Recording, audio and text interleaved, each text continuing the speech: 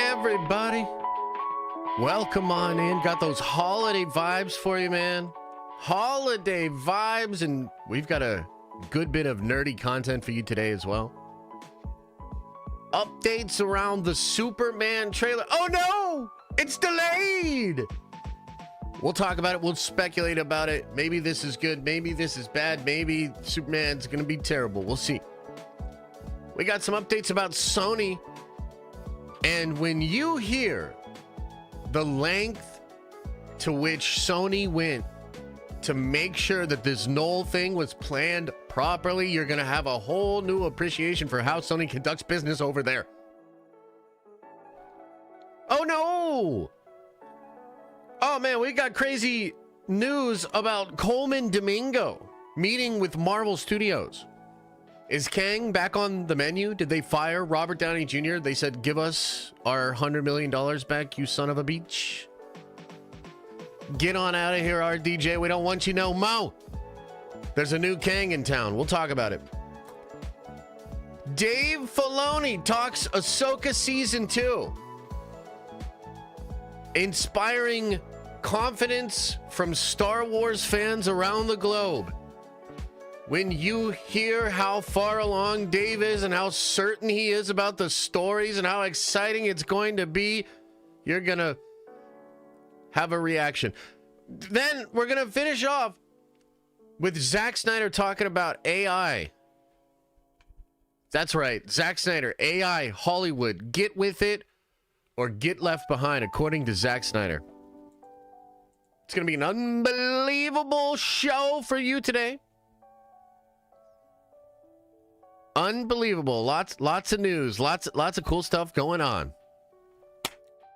Chat, what is up? I see you guys. Good to see you as always. Like I said, we do have a lot of little stories to get into today. I'm excited to get into them all. It's going to be fun. But alas, we have some other stuff going on this week. Number one, tonight, we will be live at 7:30 for Nerd Vengers only. We're going to continue our deep dive on Deadpool. I think it's, or Deadpool, Daredevil. I do that a lot, actually. I mix up Deadpool and Daredevil's name all the time. Like, I've done a lot of Daredevil videos, and I keep saying Deadpool. And then when Deadpool and Wolverine was coming out, I kept saying Daredevil. Oh, what the hell? Hey, Josh, missed the stream yesterday. Can I get a TLDR on your thoughts on Skeleton Crew? Yeah, in just a second here. Rossi, also appreciate you. Who or what Rick spot? That's for the timer when we did the subathon. Jane says, is Skeleton Crew a show about 5 or 6 broom boys? 100% it is. Absolutely it is. Also, Twitch chat. Nobody's talking over there, so guess what? I'm ignoring you too. Did I see the Mr. Fantastic leaks? I did. What happened to the Secret Wars comic? What do you mean? It's still there. What do you mean? It's still there. Hey, speaking of Secret Wars, wait. Hey, Josh, you coming CCXP? Nope. I'm not looking at Twitch anymore. Okay. So, TLDR, Josh likes Star Wars. Oh, God. Okay, before we get too lost in the sauce here, guys, a couple of things going on. We're going to have a Nerd Venger stream tonight at 7:30. We're going to be deep diving on Daredevil. I'm excited. I've enjoyed the Daredevil deep dives so far. And then tomorrow we will have a regular show at 11. We're doing 11 as the new time for the streams, for the daily shows every day. And I think I'm kind of liking it. You know, let me know if you're watching live. Let me know in the chat. Let me know in maybe the comment section if you watch on the replay. How's the new time for you? 11. I kind of feel like it works. 11 in the morning. Get about an hour and a half of good, nerdy, daily content every day. Check in with you guys. Have a live chat. So I think that's probably what we're going to keep doing. Randon Luma, thank you for subscribing with Prime over on Twitch for 4 months. Appreciate you. Are we here to discuss your OnlyFans collab with Bo DeMeo? No. Is what? No. Yeah, so I like the new time. And tomorrow we'll be live at 11. But you know what tomorrow is, Chad? Do you know what tomorrow is? Tomorrow is my birthday, okay? My birthday. Not only is it my birthday, tomorrow is also the release of the new Marvel game, Marvel Rivals. Which, by the way, not to toot my own horn, you know, I'm very humble around here. In fact, some would say I'm the most humble. Not to toot my own horn, but when Marvel's first started coming out, you know, the first trailer, even the first test or whatever, I said, I think this is going to be huge. I think this is going to be the next big thing. I think this game could be bigger than Overwatch. I think this is going to be massive game. Okay? And once again, it looks like your boy was right. I mean, the release trailer for that game got over 1 million views. I was watching like 30, 40,000 people watch Shroud last night, play it on stream. The engagement about the game on Twitter is insane. It seems like everybody is hyped up for Marvel Rivals, which is cool. I mean, I'm excited. I'm excited there seems to be a game, particularly a Marvel game, that's number one, free to play. So like a bunch of us can play together. There's no barrier to entry. You can play for free and you can get really good at the game for free.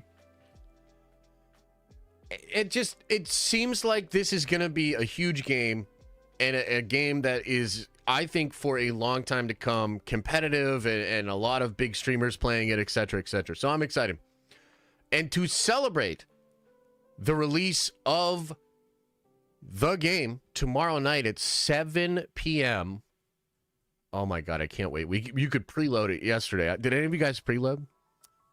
To celebrate the release of the game, we're going to do another marathon stream. It's similar to what we did with the subathon, except this stream will not end until I get 200 wins. 200 dubs. We'll keep track of it. We'll mark it on the board. I'll keep a tally of them. It'll probably be super easy. We'll be done in like 5-6 hours. Maybe not. Maybe we'll be there all weekend. We shall see. So that stream will start tomorrow at 6:30. Oh, you preload every morning. Beautiful. Lovely. Incredible. So I'll see you guys there tomorrow. I'm legitimately so excited. I'd probably play the game like in a marathon way. Like I would try to no life the game either way, but it'll be fun to play it with you guys. And we have established a Wheel of Death scenario, which I'm gonna do the Wheel of Death as either 10 gifted subs, or you could just do $50 if you want to not do gifted subs or members, right? So to spin the wheel, 10 subs, because they're like about 5, maybe a little bit more, depending. I'm not exactly sure. And then you could just pay 50 if you want and spin the Wheel of Death. The Wheel of Death will have 10 random things that will make it very challenging for me to play the game.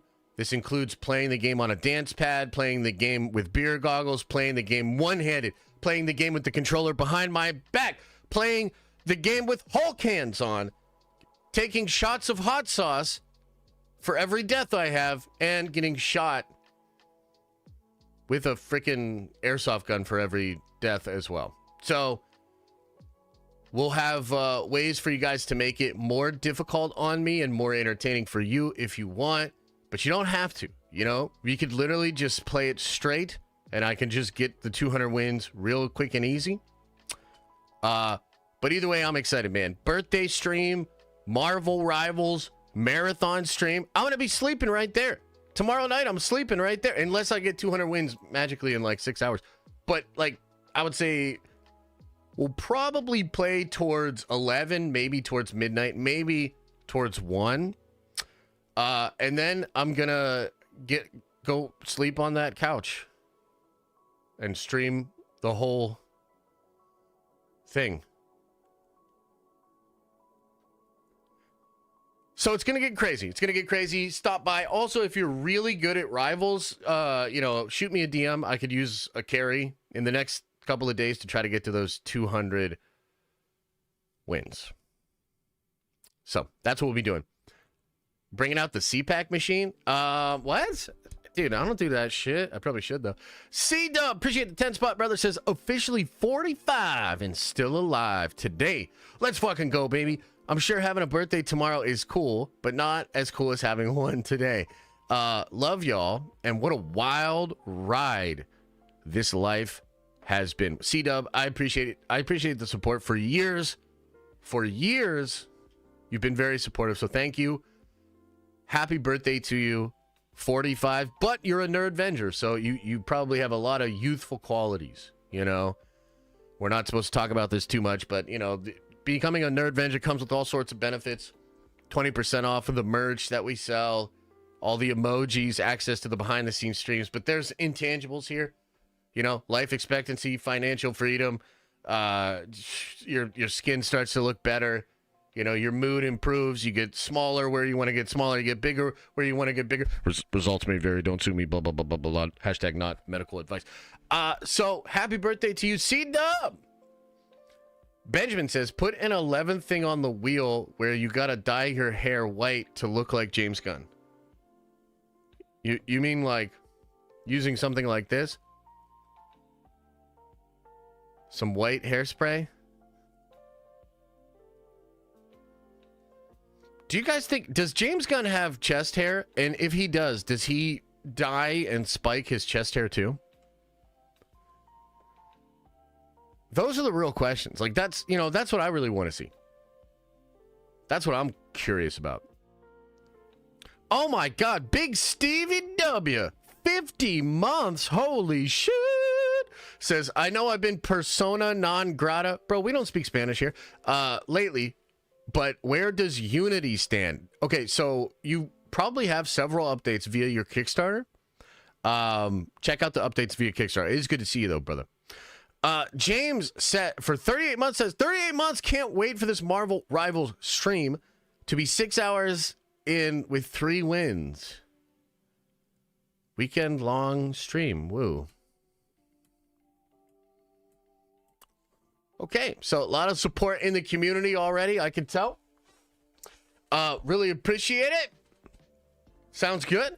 Josh, call Fortnite to get the servers back up and running. Oh, I'll get right on that, brother. Comics things. What the fuck is this, man? What's this link? I don't want to click this link. In fact, I'm not going to. Josh, go bald. Awesome. Okay, great. We're off to a great start over here. This is fantastic stuff.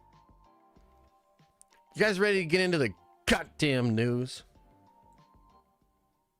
Y'all ready to get into some news, man? Call Grace. I'd hit her up. She's not accepting my calls right now. Axe Arc, appreciate the 10. Says, spray your hair right now for a nicer haul. Okay, chat. I'll check back in with you in a little bit. We're going to get right into the news. God damn it, Rossi. One of your gifts delivered. Oh, okay, cool. And by the way, I didn't mean to say God damn it, Rossi. Appreciate you. Much love. Says, one of your gifts is delivered. Not sure about the other one. I contacted customer service to figure out where it is. Open both together. Oh, you got to open them together. Okay. When are you going to make a 4-year-old badge for your extra loyal followers? Well, look, I'll think about it. There's a lot of stuff going on. We're doing a lot. Chris, for 50 months, holy shit. Says, Josh gonna take me for a ride. 50 months. Let's fucking go. Hashtag spin again. Unity, Nerd Vengers for life, Ranch Vengers for life. Bro, it's gonna get wild over the weekend. This is gonna be a fun stream.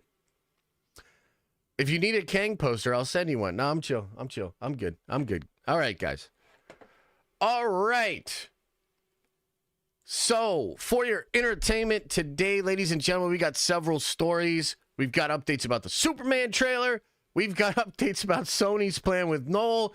It's absolutely incredible when you hear how well planned out this Knull thing was. You're going to love it. We've got some updates about Coleman Domingo being courted by Marvel Studios, which is kind of crazy there. What could he be doing? Is he playing Kang? Is Kang back on the menu? We'll get into that. Dave Filoni speaks about Ahsoka Season 2, and frankly, it just filled me with incredible confidence. Wait until you hear this update. You're going to be so excited for Ahsoka Season 2. And then Zack Snyder, the GOAT, the person we all know is the bestest. Let's not talk about Rebel Moon. Zack Snyder, he had some interesting thoughts and takes on AI and Hollywood. So I want to get into that as well. But let's start at the top here. Let's get into it. Coming from Grace Randolph, pause.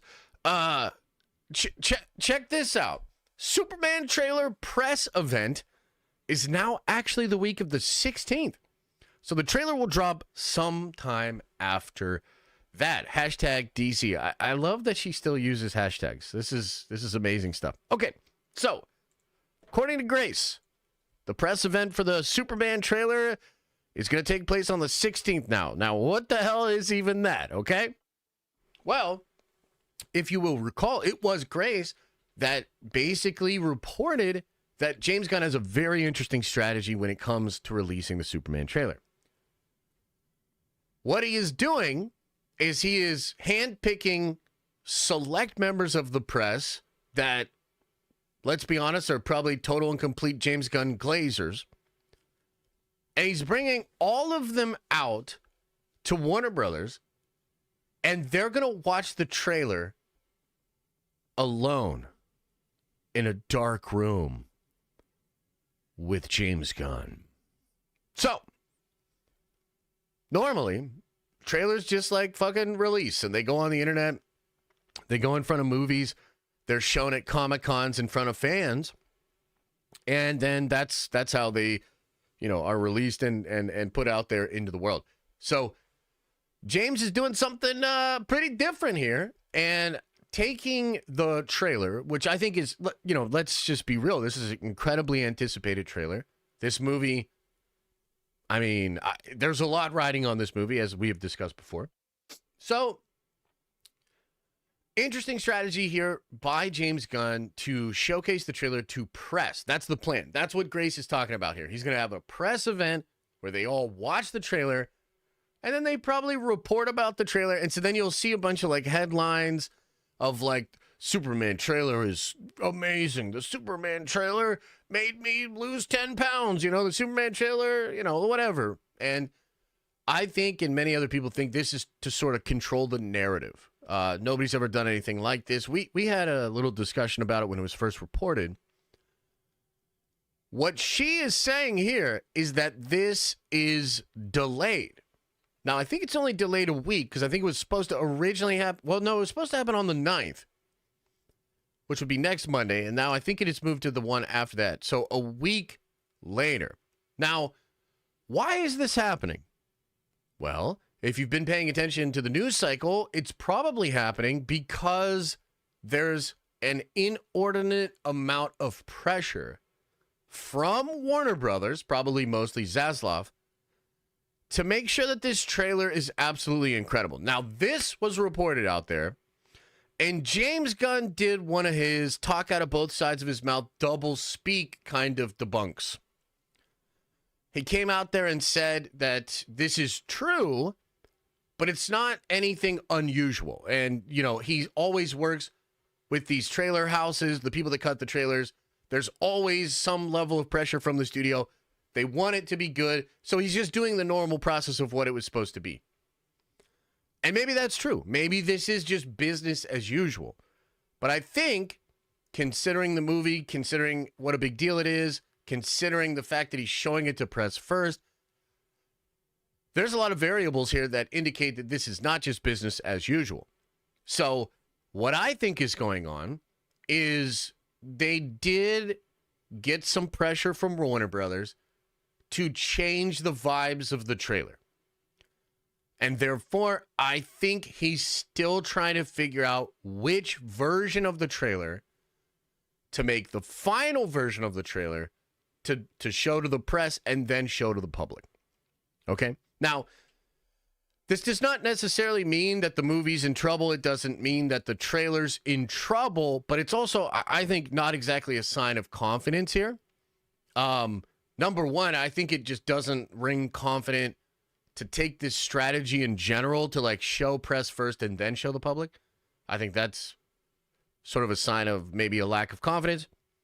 The fact that Warner Brothers is really sort of hounding Gunn about which version of the trailer or how to cut it to make it the best that it possibly can be, that doesn't necessarily ring a bunch of confidence. Gunn also had screenings of Superman relatively recently, like within the last month, and we don't know how those screenings went, but he then canceled his appearance and Peter Safran's appearance at CCXP, which is supposed to happen this weekend. And I had speculated that this was potentially because the screenings went badly. Okay, so a lot of speculation cooked up in here, but also a lot of context. Grace is reporting that the press event, which is still happening, I still kind of can't believe it's happening. I think it's kind of ridiculous, but it is real. It's now happening a week later. This pushes the window for the trailer. I mean, I saw people online, you know, kind of speculating, trying to figure out what this means. Probably means you're looking at a Christmas release, which, by the way, James Gunn is the kind of guy to drop the Superman trailer on Christmas and then be like, oh, and you know what? Oh my God, I can't believe it. It's also like Christmas and stuff. So Merry Christmas. There you go. So I don't know. Maybe we'd be getting it on Christmas. He also seems to hate content creators and press. So maybe he's just trying to make it difficult for us to cover it. Either way, the release window of the Superman trailer has been pushed back. The press event has been delayed. The trailer itself has been delayed. That's the news. A lot of speculation of why and what's going on. And man, there's a lot of anticipation for this trailer. I mean, I'm anticipating the trailer. Dare I say it, I'm excited for the trailer. You know? I'm excited for the trailer. I think it's going to be huge. I'm going to do a big breakdown video about it. I'm going to put a sponsored ad read on that breakdown video because I think it's going to be big and I think people are going to want to care and want to check out what is going on in this Superman trailer. I don't know that there's ever been more riding on a trailer in the comic book movie genre. I mean, you know, we've gone through it a million times, but the current state of DC, where the DC fandom is, the possibility of just fatigue in general to the comic book movie genre. A lot of things working against Gunn and what he wants to do with Superman and his whole DCEU. I strongly believe if Superman is not successful, Gunn's universe is over. I think it all depends on the Superman movie, and therefore, there's a lot riding on the film. There's a lot riding on this first trailer because I think first impressions really matter. A lot of the stuff that has been the first impression so far is not great, but that can all be wiped away if the trailer is legit. If the trailer is legit, it starts a whole new conversation about Superman and I think about the DCU. So I'll now open it up to people in the live chat here on Twitch and on YouTube. Super curious as to what you guys think about the trailer being delayed, about the press, about the anticipation of Superman in general. What are your thoughts? What do you think about this? Let me know in the live chat. And also, too, where is your personal level of hype for the Superman trailer? Like, are you super excited? Out of 10, where are you at? Like 8, 9? Do you not give a shit? Like, what do you think? Do you think the articles will just be ready trailers public release and not before? Oh, I absolutely think you'll get articles. What I'm kind of curious about is, will the articles describe the trailer? Like, are they going to, is this basically like the press will leak the trailer and tell us all the beats and stuff like that? I kind of doubt that. So will it just be like vibes? I mean, again, nobody's ever done this. Like, nobody's ever been like, you know what I'm going to do with my new trailer? I'm going to bring a bunch of press out, and I'm going to craft a narrative about the trailer in the press before the fans even see it. I mean, again, it could be genius. I'm willing to admit this could be a genius move by James Gunn. I'm not convinced that it is, but it could be. It's a teaser trailer. Is it a teaser trailer? I mean, so what do you mean by that? Just because it's the first trailer?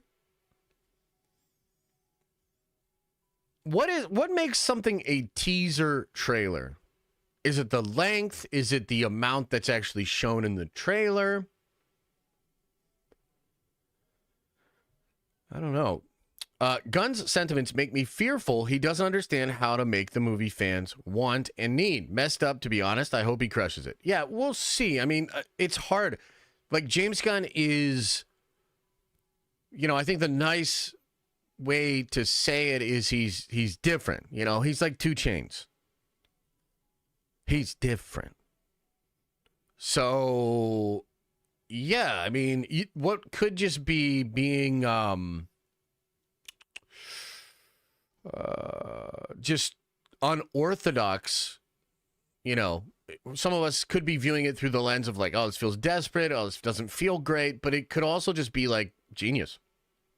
We really don't know. We really don't know. If it's under 2 minutes, doesn't fill the plot with the vibe. I mean, yeah, so maybe it will be a teaser. Josh is different. I'm different. I'm different. Do you guys remember that? What a bop. Occasionally the stream goes right channel audio only. Just verified it's not on my end. Yeah, I've kind of noticed that too. I'm not really sure why that happens, but it does occasionally do that.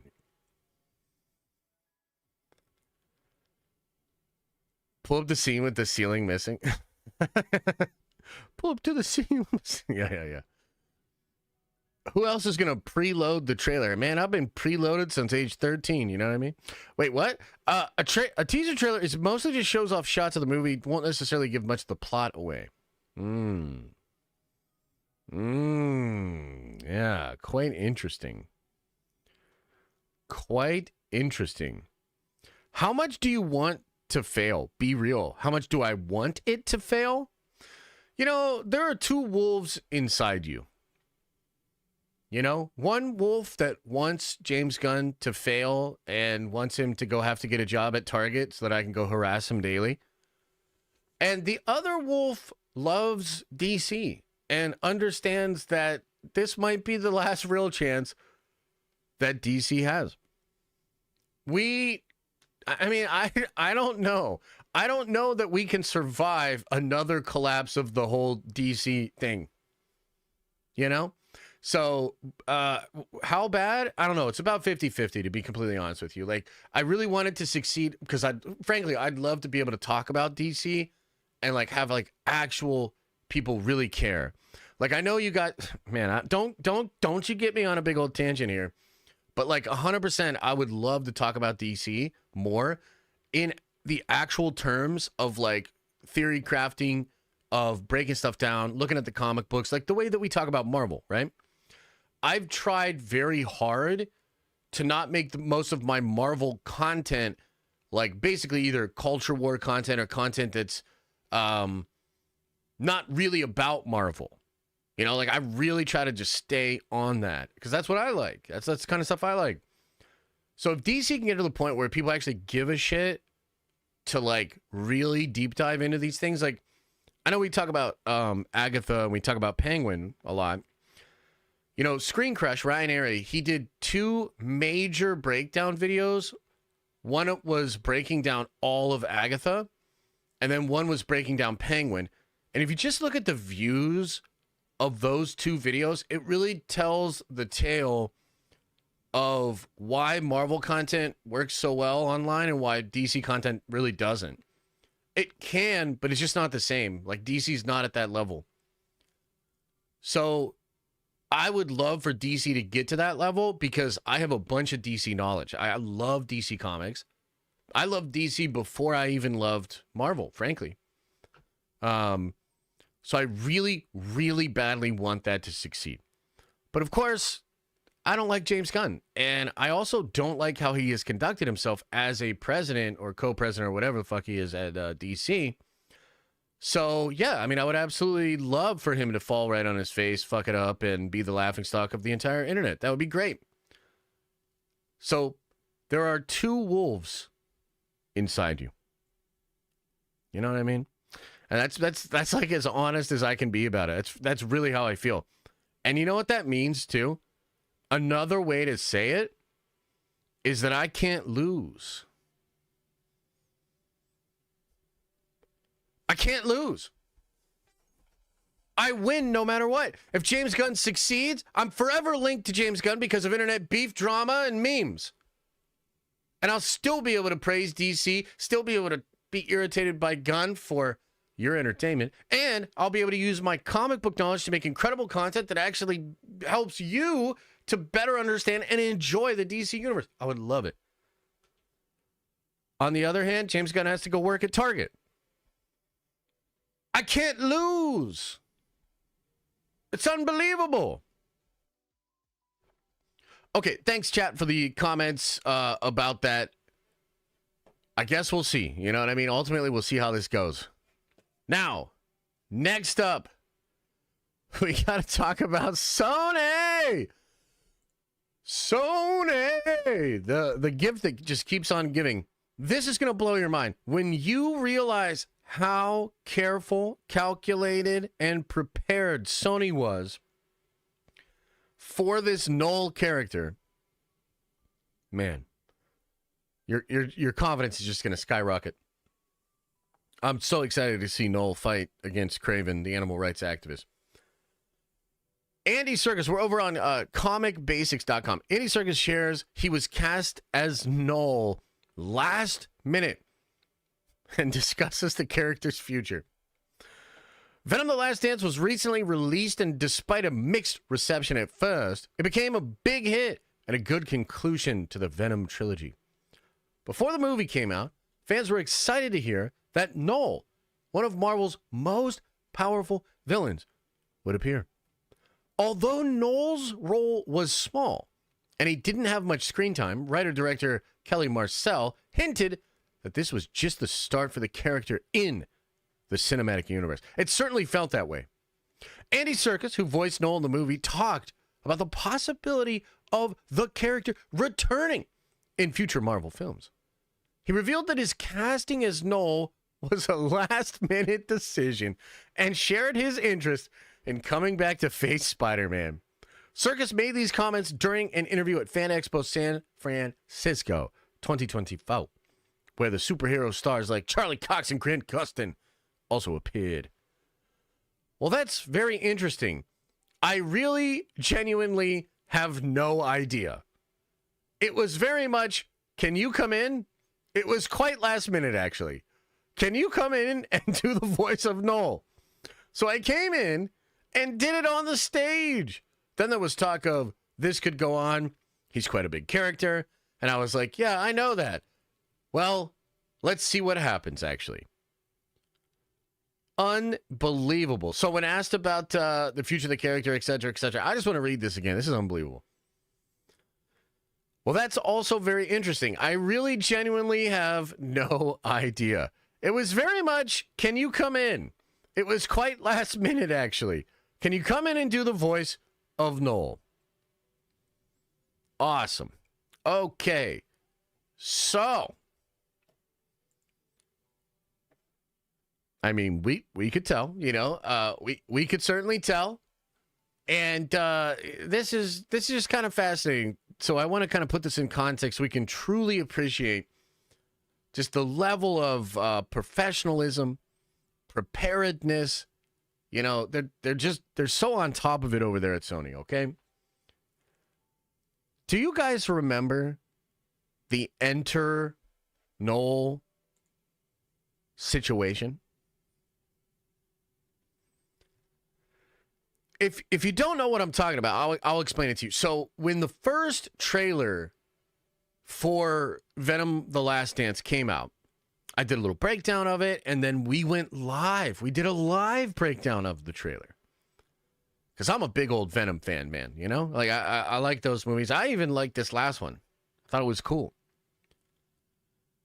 While we were doing this, I noticed, and many of you noticed as well, a whole bunch of people in the chat saying the same thing. Enter Knull. It was so many people that I had to like point it out and be like, what the hell is this? What is going on? Why are so many people saying enter Knull? And then I like looked at the trailer and I was like, well, I guess these monster things could technically be. I was like, they're not going to do Knull. There's no way they're going to do Knull. Guys, I am 100% convinced that those were bots that the studio had working for them that literally came into our chat to say, enter Knull.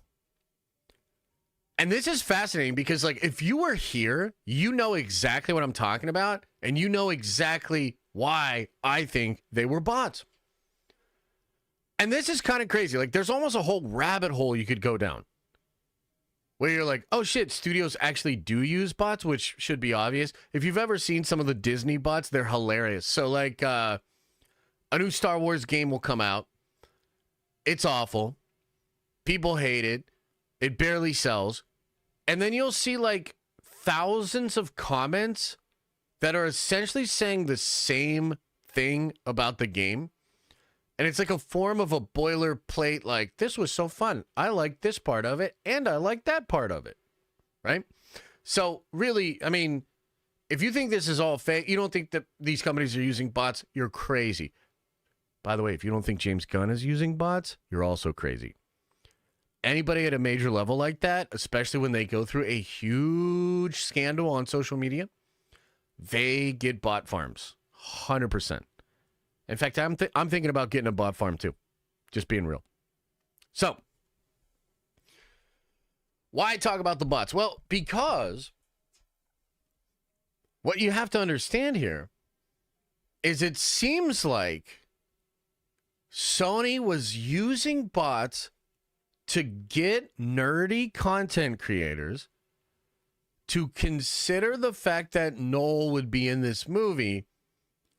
And this was way before they actually hired Andy Serkis to come in and voice the character.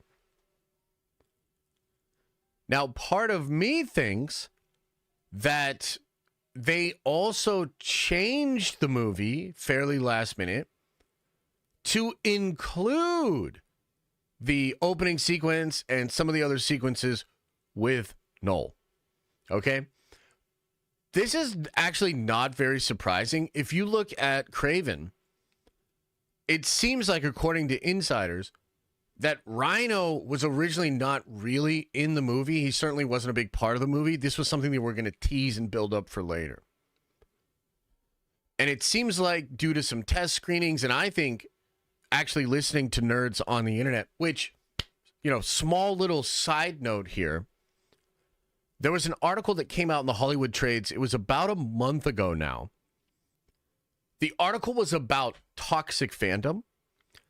And one of the things they admitted in that article was that the studios were scanning the internet to see what super fans were saying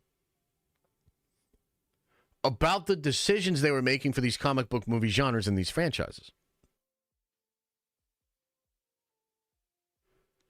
So do you see how this all fits together? Do you see what's happening?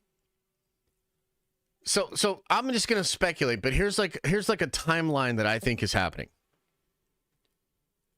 Sony creates this movie and they think to themselves, well, we can just have these monsters in the movie and then they work for Knull and that'll get all of the nerds really fired up and then they'll watch Knull fight the Sinister Six.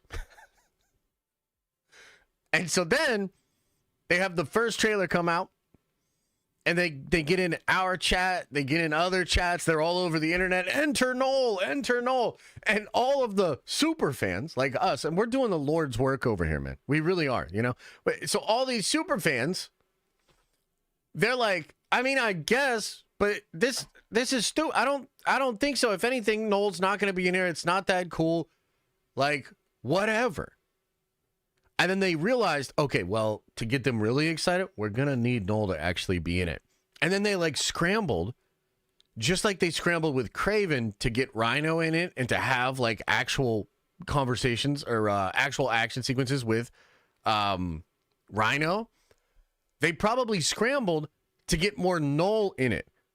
And then that's when you have Andy Serkis actually hired. And so, man, it just... It kind of gives you a little peek behind the curtain of what it's like over there at Sony. And, you know, if they're still surprised at how these movies are performing, how Craven's going to do, the reputation that they have, like, it's sad. They should really, I mean, if you're out there, Sony, and you're listening to the super fans, like, these are conversations and ideas that you should be playing with very early on. These are not things you introduced the third movie of a trilogy and then you try to artificially create a narrative and then you like try to workshop a movie and hire Serkis very last minute to be like, this isn't it. This isn't how you should do it, in my opinion. So I thought it was a fun story. I will open it up to chat. What do you guys make of this? What do you guys think of Andy Serkis being cast super last minute, him admitting it, and the whole story of Sony and Venom 3, the Enter Knull bots, and all of that sort of stuff? Like, isn't this kind of fascinating? I think it's a fascinating conversation. What do you guys think? What do you make of this? They still begging for Craven tickets? Yeah, I think so. I wonder if it worked at all. I wonder if they saw a bump after releasing those 8 minutes.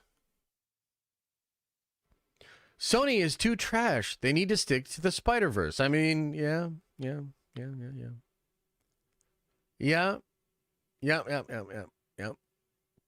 Sony gonna Sony. That's true. That is absolutely true. I love this convo, bro. You're cooking. Hey, thanks, man. Appreciate it. It is a really interesting time, and we had a really interesting perspective on this whole thing. I mean, those bots, that's real. You know, that article that was in the trades, that's real. They're watching the super fans. You know? So, look, if they've been watching these streams and they've been taking into account your feedback, then they should just understand, like, no Spider-Man, no ticket. You should probably just remake this whole goddamn thing. Like, this isn't working, you know? And hopefully, if Craven does bomb the way that we think it is, that should be maybe the nail in the coffin for the plans that they currently have. You know, go back to the drawing board, go back to the whiteboard. Let's get better stuff. So how would this story tie into Spider-Man 4 then? Well, I mean, that's kind of an interesting question. I think Venom and Eddie Brock will just be brought into Spider-Man 4, but ironically, the events of Doomsday, I think, will set that up more than the Venom movie, you know? So I think Doomsday is really going to show how the universes are consolidating. And then I think if the rumors are true that Spider-Man 4 just takes place in a new world, a new universe, I think Peter's just going to wake up and Tom Hardy, Eddie Brock is just there. You know? And maybe Tom Hardy, Eddie Brock doesn't even remember his universe or whatever. So, yeah, we'll see. I don't remember your position on Venom 3 being no Spider-Man, no ticket. No, it's not. I like that movie. And it did well. But outside of that, like, I just don't think it's going well. I think that's more of your feedback, Chad's feedback. A lot of you guys disagreed with me on Venom. And you were like, no, Spider-Man, no ticket. No, Spider-Man, no ticket. I'm not exactly there, but yeah, I'd prefer Spider-Man to be in these things. I think if Spider-Man was in Venom, that movie would have done even better. I think Venom's just so fucking cool that they were able to like get, I think, $2 billion out of 3 movies, which is pretty wild. So, yeah. Brandon Thomas says, the things I would do for Sony to give up the Spider-Man rights. I got to be honest, man. I don't think that's going to happen. I don't think that's ever going to happen. I think Sony at this point is locked into that. These are like the most profitable movies the studio can make, especially in like a very dynamic, changing point in time for the industry. I don't think Sony's going to give those rights up at all. At all. All right, ladies and gentlemen, let's get into the next story. Should we talk Dave Filoni here? Let's talk Dave Filoni and some Ahsoka. Check this out, man. Ahsoka Season 2. We got some updates. We're over here on fictionhorizon.com. Dave Filoni teases progress on Ahsoka Season 2. I'm well into writing it. Initially expected to be a mini-series, Ahsoka was later reevaluated with discussions about a second season depending on its success. Dave Filoni already working on a film together. Wait, what? Dave Filoni already working on a film together, The Mandalorian, and its spin-offs shifted focus towards a potential second season of the show following the first season's release in October of 2023. By January 2024, Lucasfilm confirmed that Filoni was actively developing a second season, coinciding with his new role as Chief Creative Officer at Lucasfilm, overseeing future projects. Not much is known about the second season of the show, but Filoni recently commented on the development of the show. Filoni shared that he is deeply involved in writing Ahsoka Season 2 as its sole writer. While he enjoys the creative process, he acknowledged that developing and resolving the story arcs has been a challenging task. So let's just watch the thing he said here. So, creating something else in the Star Wars. Yeah. Something else new that's still Star Wars. What was the biggest challenge of bringing Skeleton Crew to the screen? Oh, I don't know. I think Star Wars is so unique in the way you have to create it. Everything is going to be crafted. You know, it's hard just to go to these locations. They're all so special and unique and such a character. Every world, every vehicle, every costume needs to be considered. But, you know, with John Watts, Chris Ford, got great collaborators. They just dove into this. And John, you know, Favreau and I, we loved their idea and just wanted to help support them through it. So it was really fun for me to watch them create this.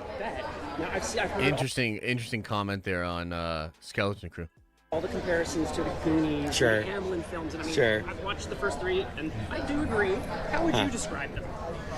I just love, I mean, the one word for me is adventure.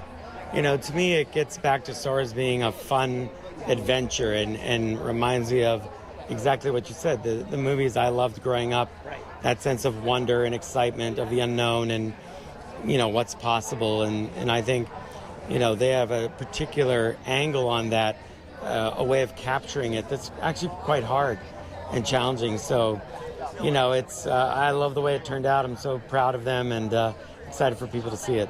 I have to ask, I always mess it up, Grogu. Mandalorian Grogu finished filming. Yeah. What can you tease? Tell us anything about that? Nothing, of course. But, you know, I'm very excited about it as well. You know, John and I had a great time working on that, as we always do. It was great seeing Grogu. You know, he's become such a star. And it's amazing how it's evolved, what we can do now with the puppetry compared to season 1 and where we are today in a film, working with the team, which I worked quite a bit with them on the puppetry, legacy effects. It's just a fantastic job, and what a wonderful little creation Grogu is. And then, do we have hope for Ahsoka season 2? Oh, you got more than hope. I mean, good grief. I'm so well into that as well. It's, almost, I've been writing it, and I'm still the single writer on it. And so I've been enjoying doing that, but it's a challenge, of course. And working some of these arcs through has been a challenge, and making sure it's all going to, come out in a way that I think is exciting for fans. I know that they're interested in where some of the things I developed in season 1 go. So but I'm pretty happy with it. I mean, we'll see. It's going to be I love working with that team. I love working with Rosario. So I can't wait to get back to that. I was a massive Rebels fan. So that's cool, and it's better to hear it in context too, because when you read it outside of context, it actually is like, oh boy. He says, so I'm so well into that as well. I've been writing it. I'm still the single writer on it, so I'm enjoying doing that. But it's a challenge, of course. Working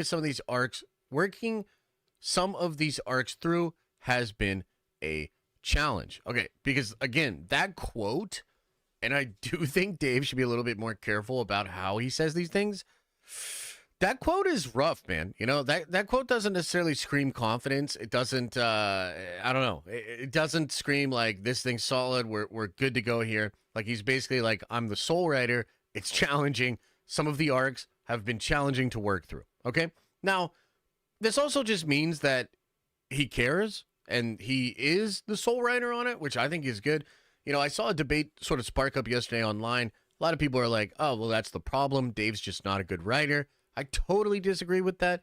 I think the problems with Ahsoka season 2, they're definitely not on the writing, at least not solely on the writing. Now, some of the writing around Thrawn, sure, it's a little bit whack. It's not really what I want. But my biggest complaint with Ahsoka season 2 was how it ended, the action, and I think some of the oomph was just taken out of this season. I've heard behind the scenes that this was because they removed some things to do season 2 and sort of saved some big beats for season 2. So like, for instance, you might have seen a little bit more with Balin and in those final couple episodes, but that stuff's removed and sort of just dangled, right? Maybe you would have seen more with Ezra in, the Republic at the end of that season, but no, it's removed. So I know there's that debate out there. Not everybody agrees. I am, of course, a Dave Filoni fanboy. I will put that right out there on Front Street, right? So I'll always probably lean a little bit more in the defense of Dave, but I thought the writing was good, particularly the stuff around Ahsoka herself, Anakin, of course, the whole idea of Balin. I mean, Balin's maybe the most interesting Star Wars character that has been created since Grand Admiral Thrawn. I think a lot, like the mothers, the wolves, like there's just a lot of like cool stuff in there. So I really liked Ahsoka. Rewatched it, I don't know, a couple of months ago with Chad, and man, I liked it even more. I do think the ending leaves a lot to be desired, but man, that stretch of like episode 4 to episode 6, holy shit, like absolutely incredible. So I guess that's part of the update, but also, guys, this is somewhat of a progress update. So this thing's supposed to shoot next year. It'll be ready for 2026. That's a long gap. Like it's kind of unfortunate that gap is taking place. But Dave, he's CCO. He had his own movie on the horizon. Then sort of out of nowhere, Kathy's like, we're gonna do Mando and Grogu as a movie. He becomes producer and co-writer on that. So that obviously took a lot of his time. He's writing Ahsoka season 2. He's working through the arcs. He's going to have that ready for 2026. And then we've heard other rumors that Dave's going to go right in to his movie. So it really seems like what you're going to get here is Mando and Grogu setting up somewhat of beats in Ahsoka season 2, and then that sets up somewhat beats for Dave Filoni's movie, which is sort of rumored to be like a version of Heir to the Empire, right? So progress updates, the timing matches up with a lot of the things we've heard from the different scoopers, et cetera, et cetera. Dave's talking about how it's challenging being the sole writer. talking about how it's challenging to work through some of these arcs. So there you have it, an update about Ahsoka Season 2 with a little bit of context of, what's going on in general over there at Star Wars. I will also say that in a world where we've had to discuss the possibility of 5 or 6 Rey movies, and Rey being the future of the franchise, man, I am just so much more excited for the Filoni-verse, the Mando-verse, whatever you're calling it, Mandalorian, into Ahsoka Season 2, into Heir of the Empire, and potentially another spin-off show as well. That is way more where my interest lies for Star Wars, but I also think this is a big test. Ahsoka Season 1 did well, but it didn't light the world on fire the way it probably should have. I think the ending was pretty lackluster. I think there's a huge test for John and Dave in Mando and Grogu, and then in Ahsoka Season 2, and then, of course, with Dave's movie. If they nail it, I'd say just give them the future, cancel everything else, just let them make content forever. That's where I'm at as a fan. But, yeah, I'll now open it up to questions in the chat, the live chat. What do you guys make of these comments from Dave Filoni? What do you make of the progress they are making? And in general, the entire the entire plan that Star Wars and Lucasfilm currently has. What do you guys think?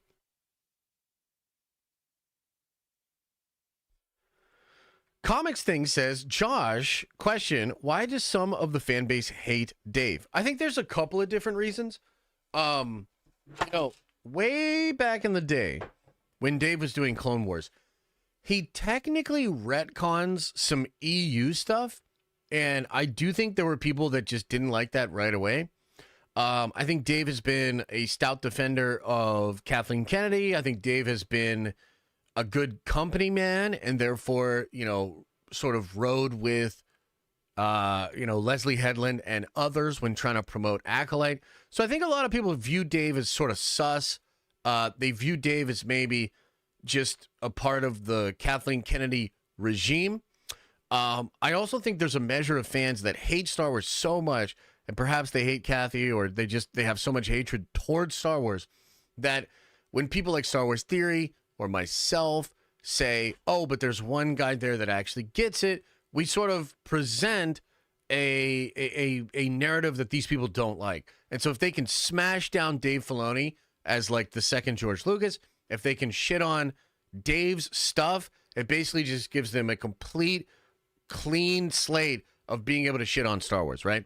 For people to say that Disney and Lucasfilm under Disney does not understand Star Wars, they do not get it, Dave Filoni actually flies in the face of that. He's like a fly in the ointment of that argument. And so I think that's part of why, too. People just want to shit on Dave, or they don't like Dave, because there are a lot of people that otherwise would agree with them about the state of Star Wars and Disney, but they make an exception around Dave. That's kind of my take on it. Wouldn't it be very smart to talk shit about your boss if you like your job? That is true. That is 100% true. Yeah. It's kind of weird to have different eras happening at the same time, but the Filoni-verse is more interesting. Yes, I think that is potentially a programming mistake. This is a mistake that Disney made very early on, though. Even Rogue One, as cool as it is, and as much as I liked it, the fact that it's like a prequel to A New Hope is just stupid and weird. I knew a lot of people, like my mother, after watching that movie, was like, but where's Rey? You know what I mean? And shit like that. I just don't think that's a great way to build this. And even with the TV shows, the timeline there is weird. It's a little all over the place. I do wish it was a little bit more congruent, I guess. I imagine poor KK just being a scary shell of a human. All right. I mean, we don't know that. I just think she's not good at her job. Josh, will you have Twitch drops enabled for Marvel Rivals? I think so, if I can figure it out. Question mark. There is another universe. That's true. That is true. I think when John and Dave come out and talks, there's always progress. But when it's something Lucasfilm in general or Kathleen Kennedy, It's just no progress at all. Yeah, totally. Comics Thing says, Jeff Snyder earlier this year mentioned drama behind the scenes at Lucasfilm between KK and John, and that he thinks John leaves after the Mando movie to Marvel with Feige. I did hear rumors of that report. I actually heard from some very reliable people. Like, I'm not trying to go into the tea, but I heard from very reliable people that there is absolutely beef between John and KK. I think it's centered around Grogu. I think it's centered around Mando Season 1, perhaps the handling of a situation with Pedro. I think it centers around Kathy switching the plan with Grogu. But also, like, let's just be real. Kathy's very difficult to work with. And we know this because of all the people that have left Star Wars projects and how hard it is for Star Wars projects to get off the ground. Right? So, to be fair, we don't know the extent to which there's drama there. Usually, within any kind of company, within any kind of system, there is drama or tension between leadership and, other forms of leadership, the lieutenants or whatever. So it's like, we hear these things. How much crazier are they than just your average workplace environment? I don't really know. But what we do know for sure is the effects of that culture. I mean, Star Wars is in an absolutely terrible state. Star Wars is in a really bad shape. That is a direct result of the leadership. It's either her ineptitude and some of the things that she did wrong, or it's her just not doing things correctly and stacking W's.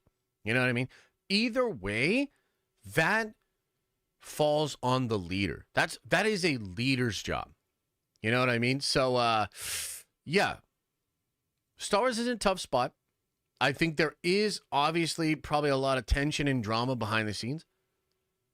I do think there is a measure of them wanting to get this right, getting on the same page. I think John has his plans. Dave has his plans.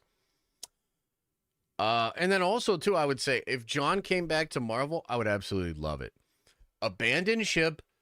Get out of there, Johnny boy. Come back home to Marvel and make us some goddamn X-Men movies, because that shit would be lit. Oh, my God. Can you imagine Jon Favreau coming back to Marvel and he does an X-Men movie? Holy!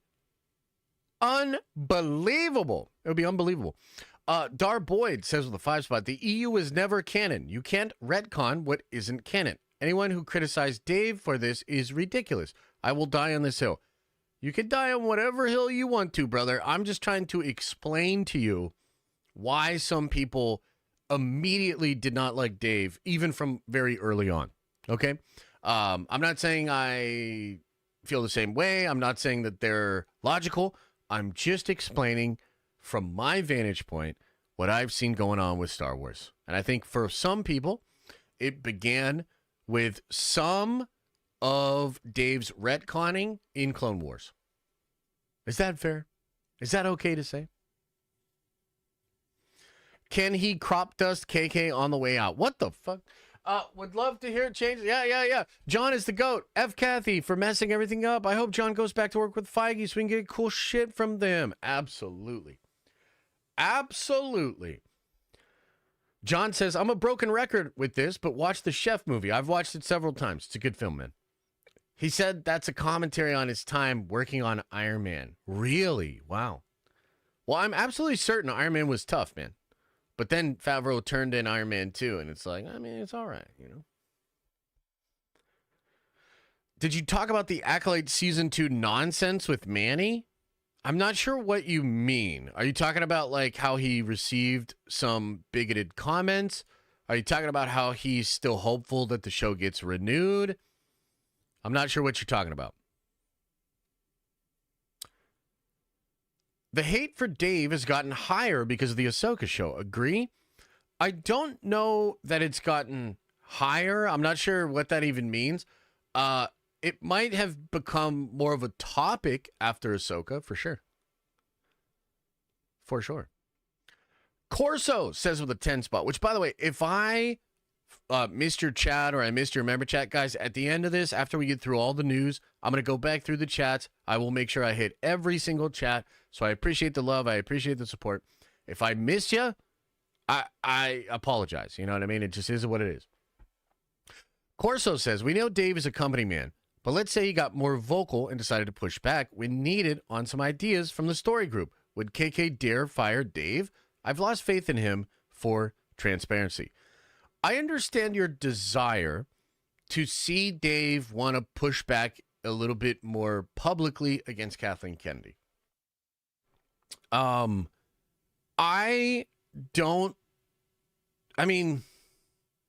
Look, here's what it is. I mean, honestly, do I want that? Sure. Am I expecting it? No. Do I understand why it's not happening? Yes. I think we've gotten to a point where we have to let Dave cook, and we're going to find out in the next couple of years. I mean, he has something to do with Mando and Grogu, so he'll either get credit or he'll get, docked some points for Mando Grogu. He's a lot of his ayas is on the line with Ahsoka Season 2, so we'll judge that by its merits. And then if he gets his movie, I mean, come on, obviously that's going to be a huge judgment call on Dave. So what I would suggest is we need to let him cook. It is possible he could respectfully pivot Star Wars, especially if KK is actually gone. That might be the best that we can hope for. And if after these next couple of projects, if Star Wars does not feel like it's back on track, if the fan base has not responded to what Dave has done, I think we need a total palate cleanser. That means bring in new management, bring in new executives, bring in new everybody. And at that point, I would get rid of Dave. And it's not that I want to get rid of Dave. I'm speaking strictly from a business perspective. I think a lot of people think Star Wars is not as in a bad place as it is. Oh my God, I think it's in an absolutely terrible place.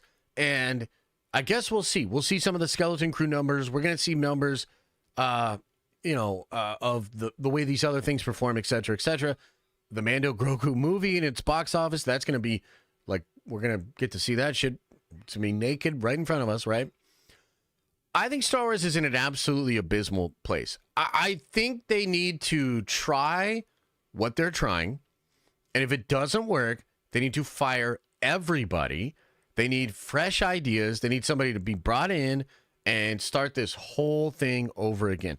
That's how bad I personally think it is. Now, I think there's a reality here where Star Wars and maybe Disney feels as though they would rather just have the brand linger because it'll still make some money. Maybe it goes back to becoming just Disney Plus shows. Maybe with the advent of AI, they can bring cost down to such a degree that a lack of views or a lack of box office growth does not become as bad for them. There's potentially several ways out from a business perspective. But I think the brand of Star Wars is basically destroyed. And to bring that back would require drastic measures. Okay, that's my opinion. So I think you got to let them cook for the next couple of years. And I would just sit down with Lucasfilm and Disney, really. And I would just be like, guys, do you want your brand to just become the brand that's publicly supported by failed TikTok stars and people super desperate for any form of is that what you want Star Wars to be, or do you want it to be like what Marvel is, a worldwide phenomenon? What do you want this brand to be? And then they'd have to make a decision because it's bad, man. In my opinion, it is bad.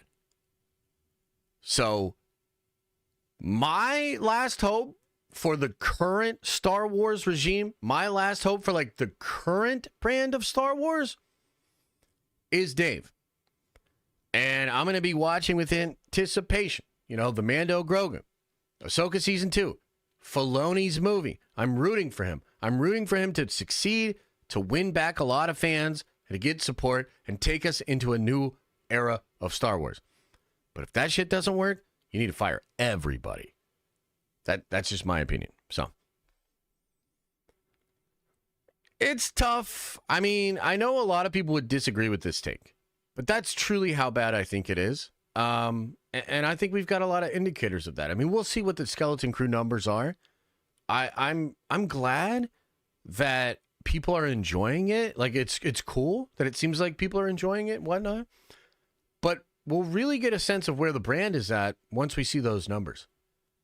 What are these numbers? Who's watching this show? How's it performing? We're going to find out. I still don't think it's doing very well. I would be surprised if it ends up doing very well. So, that's the take when it comes to Star Wars. Okay, ladies and gentlemen, let's shift into some Marvel news. Not a ton of crazy stuff. Not a ton of crazy stuff to get into here, but I did want to discuss something that could end up being a super big deal.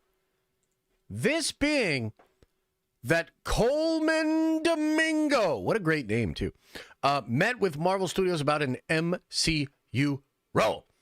Coleman Domingo plays Norman Osborn in Marvel Studios' latest animated series. What? He has also spoke to Marvel about an MCU role. Coleman Domingo is one of the actors who guarantees a good to excellent performance in film, television, or on stage. What does this mean? I would have just left out good to excellent. Or just say excellent.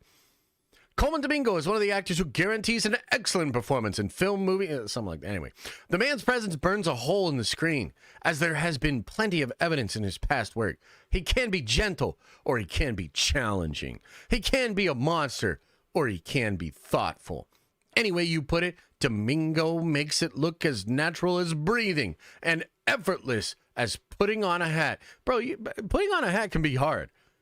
Did AI write this article? What is going on here? His rise as a recognizable star only continues to grow, and Hollywood has been taking notice. Domingo continuously works in film and television, and each role becomes more significant or prominent in entertainment. The actor is set to co-star in Michael Jackson's biopic, Michael, directed by Anton Fuqua, an untitled Steven Spielberg film, and is set to write and direct Nat King Cole's biopic. Wow, that's great. Domingo has already caught the attention of Marvel and is set to star as Norman Osborn in the Mega Studios' latest animated series, Your Friendly Neighborhood Spider-Man. That's wild. He's voicing Norman? That's great. Yeah, because didn't they actually make Norman black in this one? That's kind of funny. Though this is not the actor's first foray into comic book adaptations, check out Spotify and Warner Brothers' Batman universe. The actor shared with us a noteworthy meeting between him and Marvel Studios about an MCU role. During this year's Variety's 10 Actors to Watch, we were able to speak to Domingo directly, and he informed us that he has spoken with Marvel Studios about collaborating. When asked if he would be interested in working with Marvel, he said this: I have had a meeting with Marvel, yes, but it wasn't specifically about anything. What? They literally sat down and said, what do you want to do? And I said, I don't know. What you got for me? God, these meetings sound riveting. So we're having engagement, of course. Who would not want to be a part of the MCU? Yeah, true. Who wouldn't want to be? I just wouldn't want it to be right. What? And something that is created for me, and something where I feel like I can give something of myself to. So we'll figure out what that is. I don't know what that is yet, but I'm patient. And then they go on to talk about several roles that he could be playing. And I agree, a lot of these roles could be really cool. However, Coleman Domingo was actually attached to Kang. Let me look this up. Let me look this up. Because these were reports. Reports. Let me see. Where do these reports come from? The playlist. Coleman Domingo has heard the MCU Kang rumors. I'd be down with it. Okay, so that's him just speaking on it. But I swear there was somebody that actually said that he could actually be Coleman or could be Kang. Can't exactly find where it is, but I remember these reports. So, Coleman Domingo, good actor. He's going to be Norman Osborn in the Friendly Neighborhood Spider-Man thing. He's now discussing having actual meetings with Marvel Studios. Now, I don't know if the meeting is actually the way that he describes. I know that Marvel likes to take a lot of meetings like this with actors. So they'll take a meeting with an actor and be like, what do you want to do? And then they try to explore like different ideas, concepts, and things that they could want. But it's not always that way. I mean, Mahershala Ali called Kevin Feige and said he wanted to be Blade. Right? So sometimes, it's very direct. I feel like Coleman's probably lying about what the meeting was because I do think they potentially floated the Kang idea to him.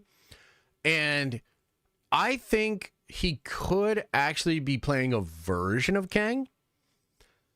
Not one that we've seen, but likely the Beyonder. Okay, now to explain this, I have to kind of go through a TLDR of the rumor mill here. But essentially, the original plan for Jonathan Majors Kang and for Secret Wars, as far as we know, was going to be that the Kang from the end of Ant-Man and the Wasp Quantumania, that guy, he gets sucked into that quantum engine at the end of that film. He was going to return as the Beyonder. He was going to return with the powers of the Beyonder. And so it was going to be a Kang variant that went into the Beyondverse, gathered up a bunch of Beyond power, and then came back, and that was going to be the big bad of Secret Wars. This is an established rumor. It is possible this is still happening. Just recently, Daniel RPK said Marvel is casting for a super secret role, and that this role is for Doomsday and Secret Wars. Even when that happened, a lot of people were out there speculating, well, this could be the Beyonder. This could be the Molecule Man. This could be, any number of characters. I think if you're just doing like the most obvious thing here, Occam's razor, like what is going on, Coleman is probably being looked at to be the Beyonder. They may well tie this to Kang, but I would still expect this to be a character that Doom basically wipes out. I think it might be a character that pops up, that maybe Doom finds or has an interaction with, and I think Doom would be the person to take that power away from the Beyonders and become God Emperor Doom. But just want to throw this out there, chat. It's just a little story, It's just a little this, little that. What do you make of this? Do you think he's going to be Kang? Who else would you like him to be? What are your thoughts on Coleman Domingo coming into the Marvel Cinematic Universe? Andreas says, or thank you for subscribing over on Twitch with Prime. Appreciate it, man. Appreciate it. I just want to know at this moment, what's the future of She-Hulk? I would assume She-Hulk will be in Doomsday. She's probably going to be connected to some Hulk shit that's going down. And I think that's about it. I mean, look, it's possible they hate her so much and they think fans hate her so much that they're just going to remove her from the MCU and not show her in Doomsday. I highly doubt that. It's more like, because look at what happened with Captain Marvel into the Marvels. Like, Kevin knew that people didn't love Brie, that there was drama around Brie. Kevin knew that first movie didn't really hit the way that it should. So he doesn't bring back the writing and directing team. He instead makes the sequel to Captain Marvel an ensemble movie. It's not even Captain Marvel 2, it's The Marvels. So you can see the strategy there. Now, that didn't work, by the way. Obviously, the Marvels bombed horribly, but you can see the strategy where like Kevin's like, well, it's not like I'm going to abandon Captain Marvel, but I have to figure out a way to do Captain Marvel in a way that kind of like insulates the character. So that's probably what he will do to She-Hulk as well. Probably just make her a part of like the Hulk family, you know, more scenes with Bruce. I don't know. Ultron got leaked? Yeah, for Rivals? Yeah. John Cross says, when Multiverse of Madness came out, one of the writers said all the Doctor Strange looked the same for a specific reason. Are there any theories about that? Could it be the same reason all the Kangs looked the same? I'm not really sure. I mean, if you can find me a link to that, that would be great. You know, send me that because I'm kind of interested. There's only one writer, and that's Michael Waldron. It also doesn't necessarily mean that they're keeping all of that stuff, right? I remember, though, there was concept art of a world that Stephen was going to visit that was filled with dead Stephen Stranges. And you could see, like, all these bodies of all these different Doctor Stranges. And, yeah, so there could be something to it. You know, I'm not really sure. Corso says with the 5 spot, off topic, but any news on Moon Knight 2 or plans with the character going forward? So I think you will get more Moon Knight. Rumors that Moon Knight will be in Doomsday. Moon Knight could potentially be a part of the Midnight Suns. They could even do Moon Knight season 2, but that will happen after the Multiverse Saga, right? So after Secret Wars. Yes.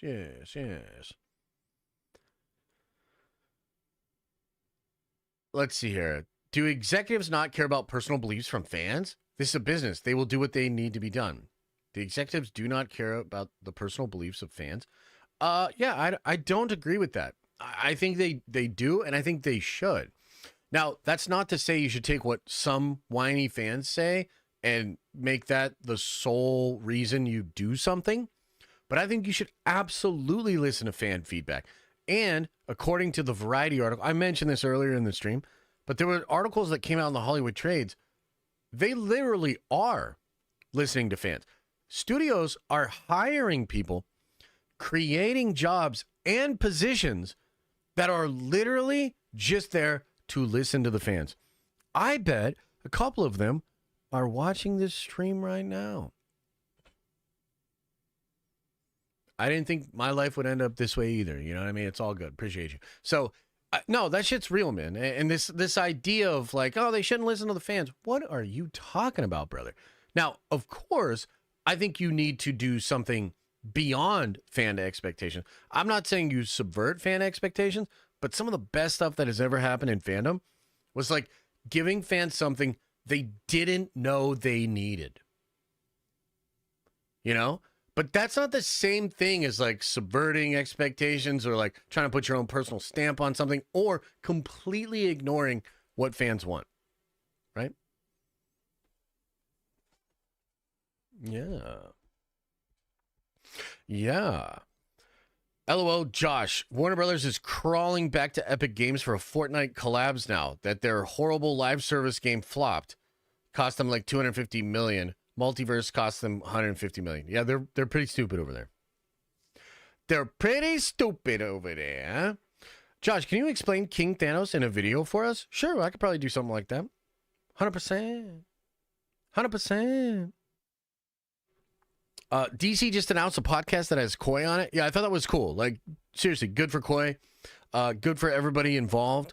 I hope it succeeds.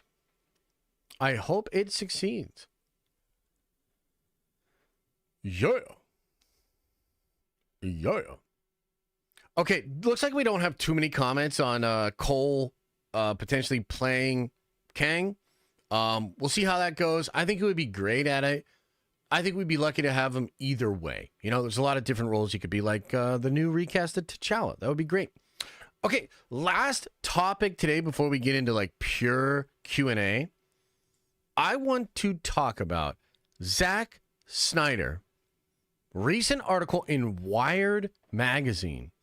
This is a little bit more of like just an industry piece here, but this is all about AI and Hollywood. I want to go over the full article, partially because I think some of his comments are being taken out of context, but I just want the full idea. I want the full picture here.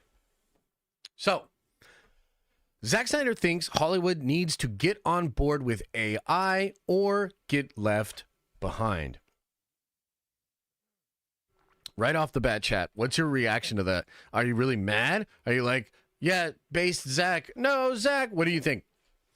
Zack Snyder says he still questions the why of the technology when it comes to some aspects of filmmaking, but can definitely see the perks. Just with that line there, I think we're going to see a similar attitude that Ben Affleck had with regards to AI, which is also an attitude that I share. So here we go. Zack Snyder doesn't seem to be all that worried about AI disrupting the filmmaking world, bringing scores of novices to the fold. At Wired's The Big Interview event in San Francisco on Tuesday, the director told managing editor Hemal Javari that every single person has a pretty good movie camera on their phone. And yet, we don't have, right this second anyway, millions of awesome movies being uploaded out of people's pockets. That doesn't mean he thinks Hollywood creatives can avoid AI altogether. Educating yourself and understanding what it can and can't do is important right now, especially where it exists in image making and storytelling, Snyder said. You have to understand what it is and what it's not capable of, and you have to be able to use it as a tool as opposed to standing on the sidelines with your hands on your hips. While Snyder says he still sometimes questions the why of AI filmmaking, asking what the point of using the technology would be if you just want to shoot footage of something sitting in a chair or in a living room, for instance, he also acknowledges the technology's potential to make some shots more accessible. AI doesn't care if a house is on fire or if it's on Mars or whether it's underwater, he told us. All the things that might cost a filmmaker a lot of money to shoot are, to AI, no different. Totally. Snyder says he's especially intrigued by the idea of an AI that could understand a movie or filmmaker's aesthetic core, like if he was able to shoot an actor's performance and then sync it up with production designer created world of sets in some sort of aesthetic bank. If an AI could understand what he truly wants, the motes of dust, a backlight, overall set design, rather than just convey its interpretation of what it thinks he's asking, then he thinks the concept is pretty awesome. As a director who has made a number of movies, superhero and otherwise, with a massive range of VFX, Snyder says he's no stranger to a very virtual world when it comes to filmmaking. Still, he says, he's always seen artistic performance at the front of what we eventually see on screen. Everything that's not an actor is just context, he says. My favorite movies are the ones where I can feel the director's hand. I want that human point of view to be moving me in a narrative way through a story in a way I wouldn't have thought of or couldn't imagine what would happen next, Snyder says. As audiences, that's what we pay for, and that's what we hunger for. How do we get very human thing, though? Well, that could change. How audiences see movies could also change, Snyder says, acknowledging that streamers like Netflix have become an absolute juggernaut in the cinematic world. Movies and shows he's made for the platform have been seen by millions more eyes than might have seen them in the theater, he asserts. And even films classified as blockbusters have and will undoubtedly draw a bigger audience if they're on a bigger streaming service than they would at the box office. I'll stop there for a second because I think this is true. I also think if you look at the sports thing here, that's really an interesting part of this too, right? Like, what was it? 105 million people. That's what Netflix reported. 105 million people watched the Jake Paul Tyson fight live. I can't wait to see what the numbers are for the Christmas game, but like a good NFL game is like 20 to 30 million views. That's like standard playoff game, I think, right? I don't know exactly, but that's what I've been told. So you're talking about a way bigger pool of people on Netflix via the sports comparison, and I do think that's comparative to the box office as well. What if we took the gross of some of these movies and divided them by $20 to kind of try to average out how many people are watching the tickets? So let's do Venom 3. This is kind of interesting, right? So let's do Venom 3 and let's just do $500 million divided by, let's say, 25 million people. So this is just super rough estimate here, right? 25 million people buying a ticket at $20. That gets you to your $500 million box office gross. 50 million people watched Rebel Moon the first week it came out. Do you see what he's saying? And Rebel Moon is not good. And I don't think they would consider Rebel Moon to be a success. And yet, it still got almost double the amount of views, or that people, actual people, that Venom did in, I don't know, a 15th of the time. Like, that's crazy, right? So you start to think about these numbers. It is really interesting. As a director, Snyder says he's, as long as he's aware that he's making something that's not exclusively for streaming, then he's up for the challenge. It feels rude to say that I'm not an artist if my movie isn't in the theater. If you're the streamer, you're paying for the movie. And if you say this is our format and 250 million people are going to look at it on their phones, probably at the very beginning of our conversation, then I have to know that's the reality. And if that's the case, then I should be fine with everything that happens afterwards. Interesting.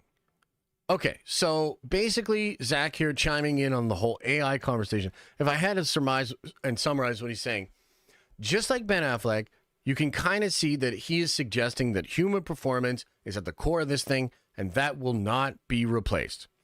He is, however, saying that with that technology, you can cut a lot of cost because things that would be very expensive or very tricky to shoot are no more expensive than rendering a glass of water to AI. So kind of interesting to get Zach's thoughts. I also wanted to put this out there because I know a lot of people are taking this out of context. There are a lot of Zack Snyder haters out there, and I think they're trying to suggest that he's saying something that he is not.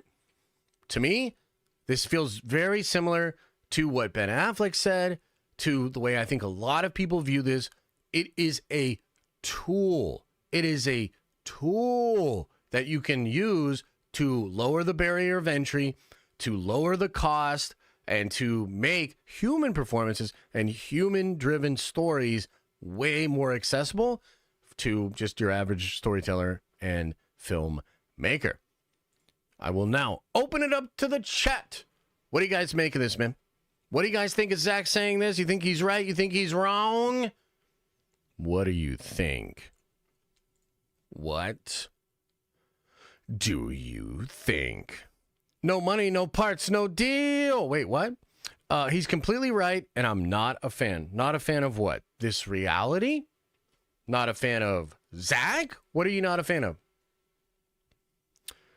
Snyder going to be able to produce 2 times the mid per year now. Hey, how dare you? But also, yeah, probably true. No one wants to pay CGI artists. I mean, that's always been true. Can I be honest with you? Nobody wants to pay anybody, brother. We have to pay people. And we have to pay people because of labor. But we don't really want to. You know what I'm saying? Can AI fix Rebel Moon? Isn't that hilarious? It probably could. It probably could. Oh, of him. Sure. No, that's okay. We all can't have great taste, Steve. It's all good. He is right, to be honest. Can't keep blowing cash and not seeing the money back.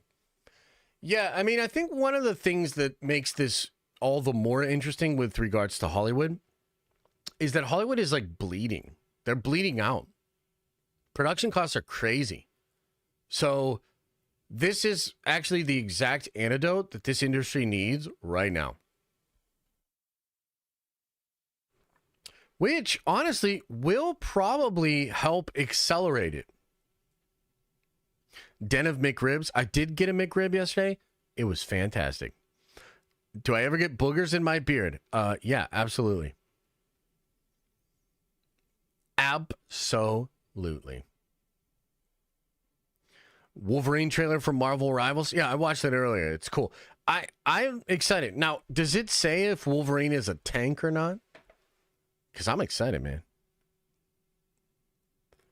Will AI ever be able to detect radon in our homes? God, I hope so.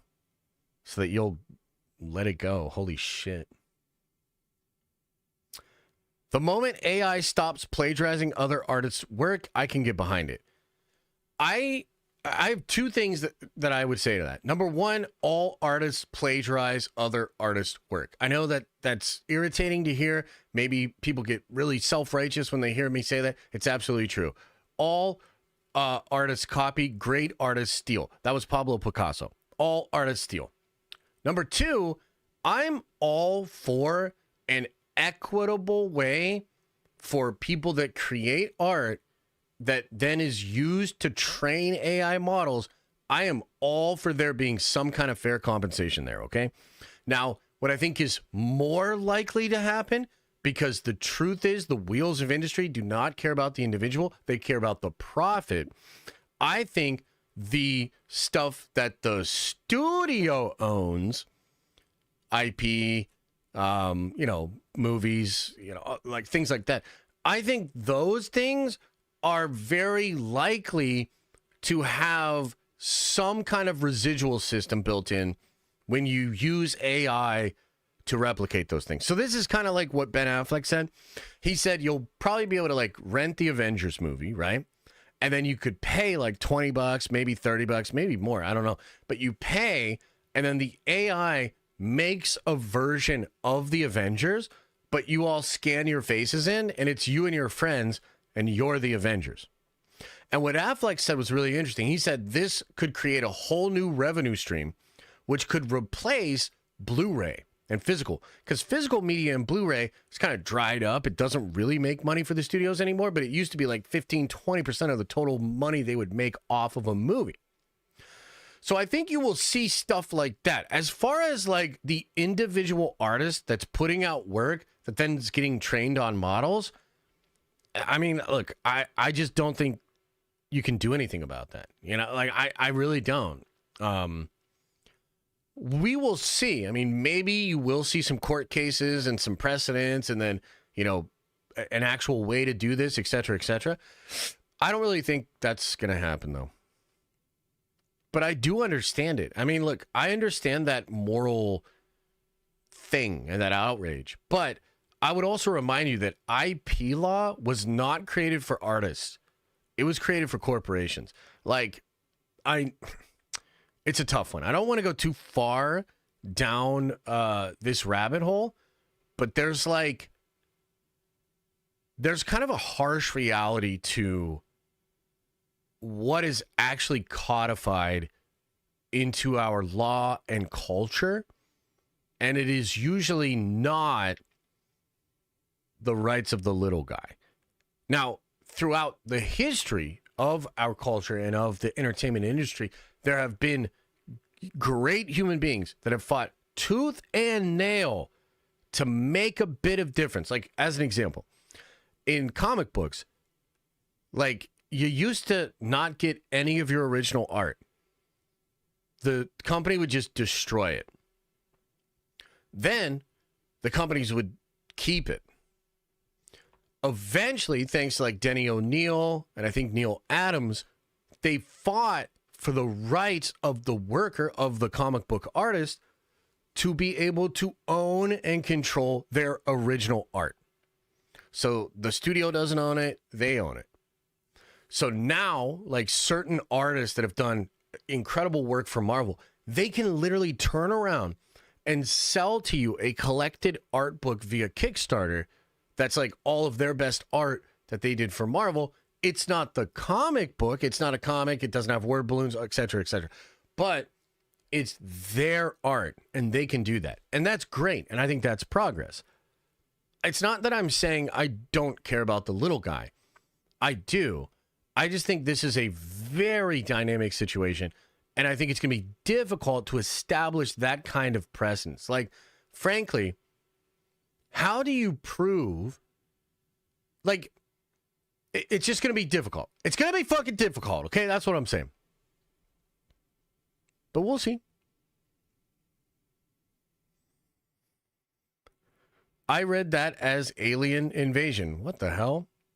I'm a professional 3D artist, actually. Yeah, I mean, you might be in trouble, period. Point blank. You might be in trouble. I don't know what the solution is.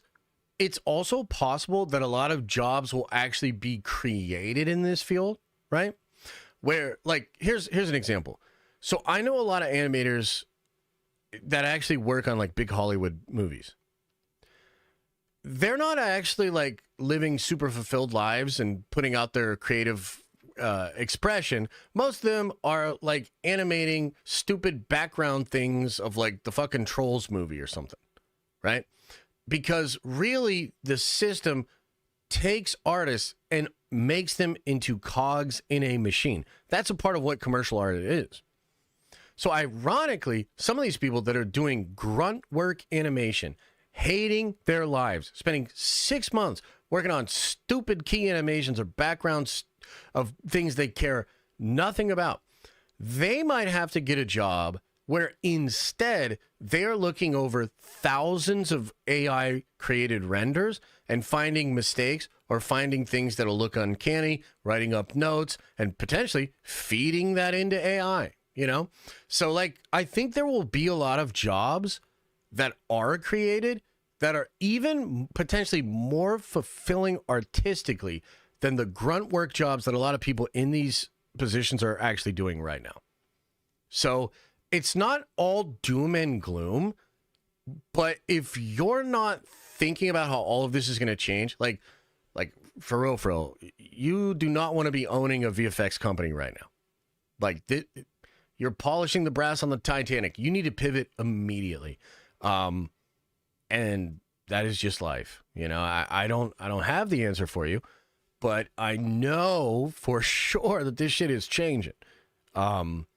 So yeah, God bless you. I hope you figure it out. AI will eventually allow anyone to render whatever they want, and maybe even their own cuts of movies. Yeah, I agree. I agree with that. Yes. All right, everybody, that's going to do it for the news today. I hope you enjoyed it. I hope you got filled in. I hope you got some entertainment, maybe a little information out of it. Now, let's just get into the strict Q&A, man. Let's just chill. Let's kick it, chat. Let's just chill, you know what I'm saying? Let's just, like, chill a little bit.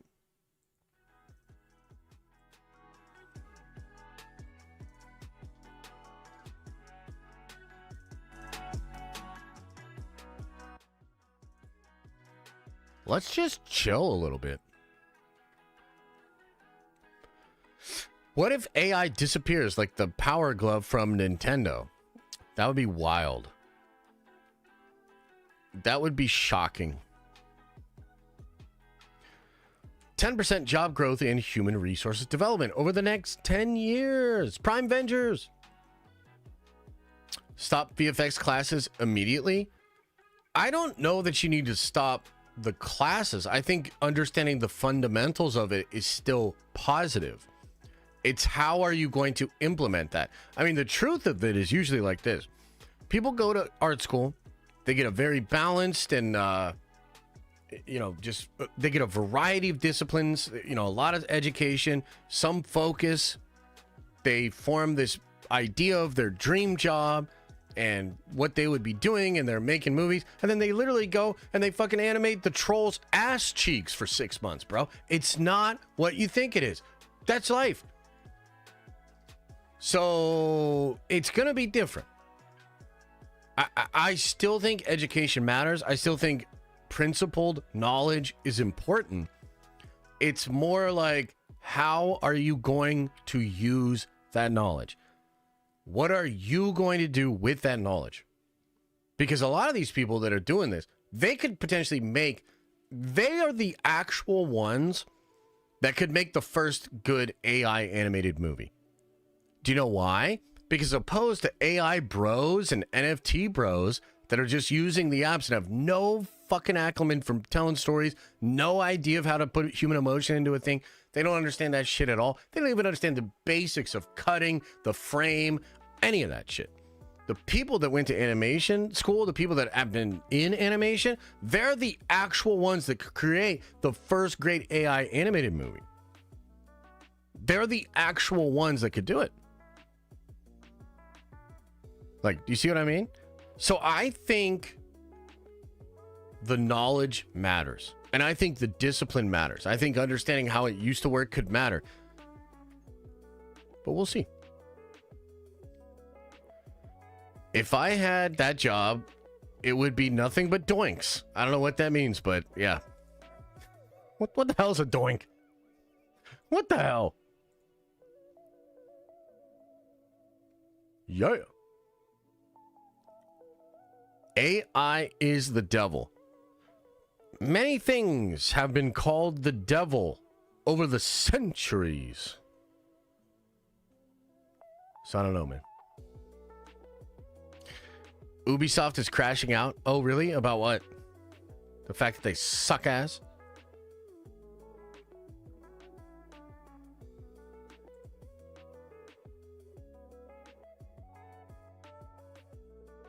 Oh, new article out about OpenAI, rapid disruption, super intelligent. I mean, super intelligence, that's a totally different thing. I would like to believe we're pretty far away from super intelligence, but if we're not, dude, all bets are off. Just throw your hands up, roll the dice. We have no idea what that looks like. No idea. All right, let me catch up on some chats, make sure I didn't miss any here.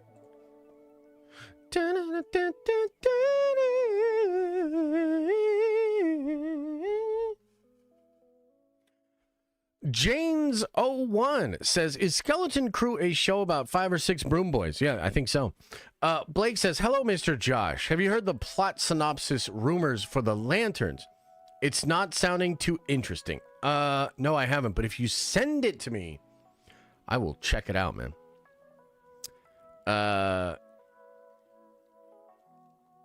I've been subbed 11 months and had none of those results. Results may vary, blah, blah, blah, blah, blah, blah, blah. Rossi says, oh, yeah, we already got that.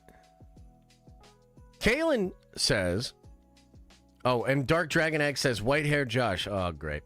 Kalen says, I think we should be worried. No reason to cancel CCXP unless the test screenings went bad. I have speculated about that, too. We just don't know. You know? I mean, worried? Sure. I mean, I'm a little worried. But, yeah. Javier, thank you for the diamond.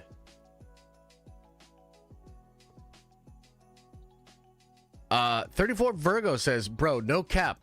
I watch way too much content. I had a dream last night. Gunn allowed me to direct while he had to leave. Subconscious. Oh, that's fun. How'd you do?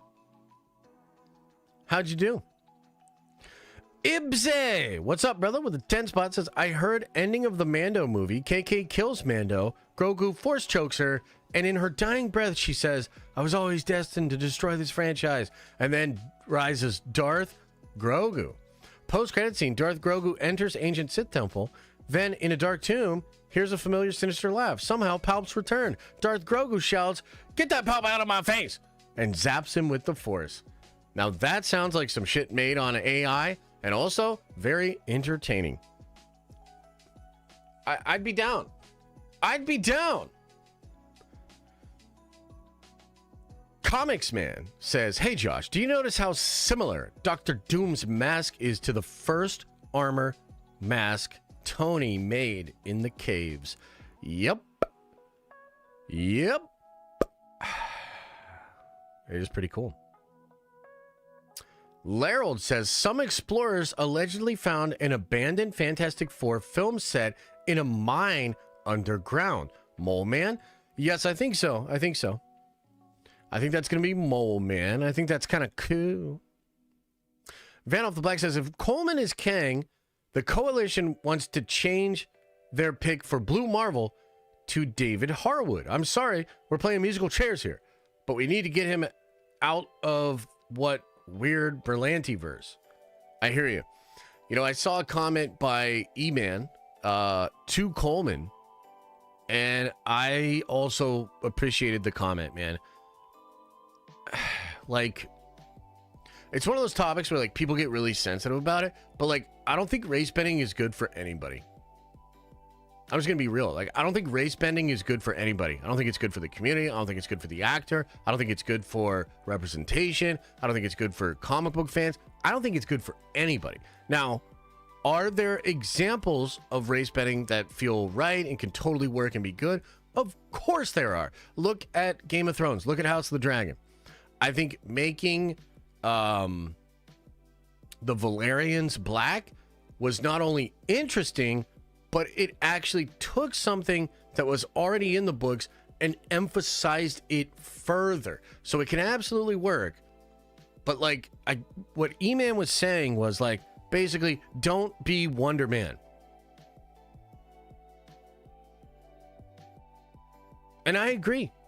Not everybody feels that way, and you're free to feel differently. But as far as I'm concerned, Coleman, on the rise, male black star.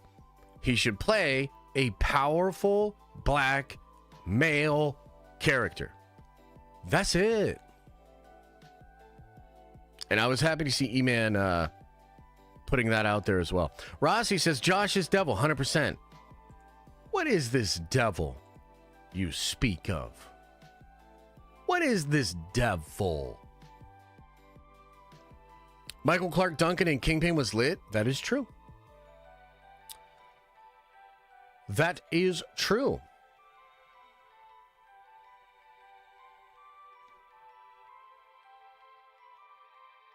Yeah, of course it depends. Of course it's a nuanced conversation. But I guess what I'm trying to say and what I think E-Man was trying to say was like, bro, if they offer you a white character, like, try to get them to explain why. And see if that really matches up with like what's in your spirit. Like that's all I would say. And like, to be real with you, like if it hits you in your spirit, it feels good, like go for it. But don't take what the executives at Marvel Studios offer to you as what's in your best interest.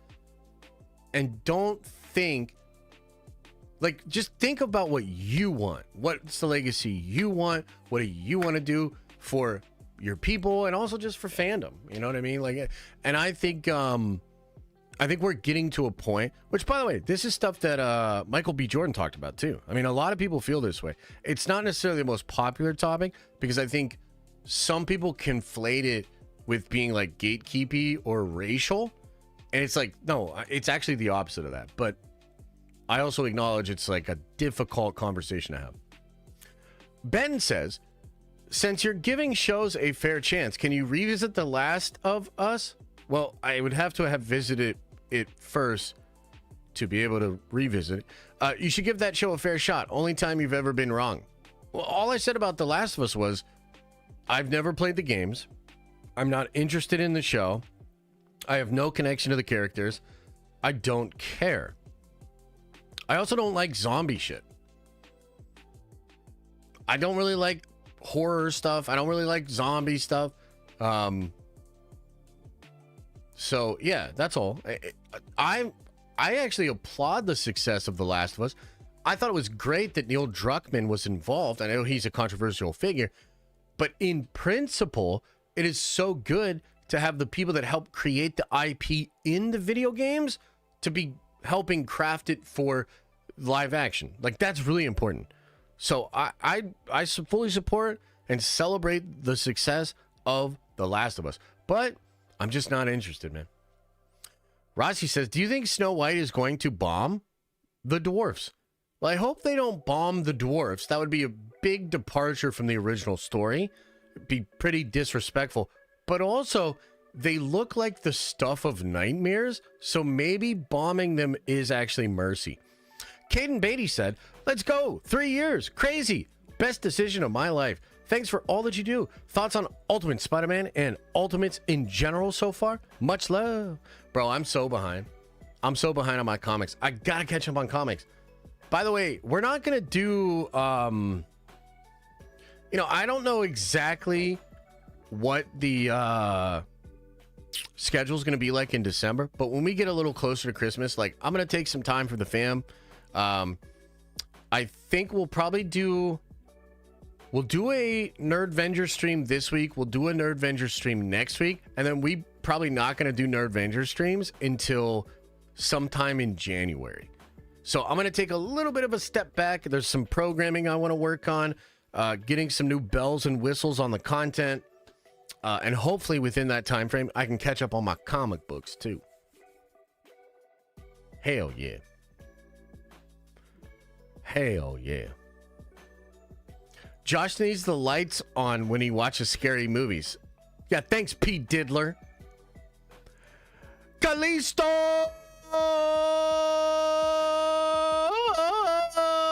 With a 10 spot. Appreciate you. Says, hey, Josh, any plans for unboxing the Nerdvengers B-Day gifts? I want to make sure mine arrived okay. Well, first of all, thank you so much. That is so sweet. Perhaps we'll do that on stream tomorrow. We could either do it because I want to stream at 11. I want to do a daily stream. And then maybe we'll do it some unboxing at that point, like after it during the Q&A part. Maybe we could do it during the marathon stream. I mean, we're going to be live probably into Saturday. Which sucks. But yeah, so maybe we'll do it tomorrow during 11. Maybe we'll do it tomorrow in the evening. Appreciate you. Baby Athena on the way. You know, we actually had a little thing this morning where we thought Baby Athena could be coming. And I swear to you, if she screws up my birthday / Marvel Rivals stream, we're starting off on the wrong foot. You know what I mean? Like, you don't want to start off on the wrong foot with your daughter.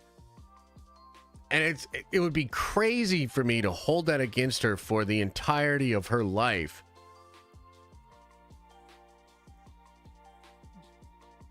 But I'm really looking forward to this stream. You know what I mean? So.